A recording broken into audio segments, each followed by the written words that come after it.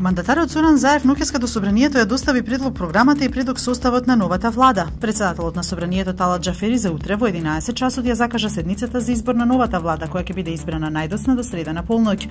Новата коалициска влада ќе биде составена од СДСМ, ДУИ и Алијанса за албанците, откако БЕСА соопшти дека нема да учествува бидејќи не биле прифатени нивните принципи, но најави поддршка. Кривичниот суд повторно го одби барањето на специјалното јавно обвинителство за замрзнување на партиското седиште на ВМРО-ДПМН во врска со случајот Талир, објави Фокус повикувајќи се на СЈО. Првоосомничен во случајот е лидерот на ВМРО-ДПМН Никола Груевски за незаконско финансирање на партијата, перење пари, злоупотреба на службената положба и овластување. Денеска попладне во Основниот суд Скопје 1 ќе продолжи судскиот процес против членот на Левица Здравко Савевски поради неговото учество во протестите од шарената револуција од минатата година. Судскиот процес трае веќе една година, но и покрај тоа е на самиот почеток. Против него се уште се применуваат и мерки за безбедност, односно тој мора да се јавува во суд и полиција секој втор понеделник.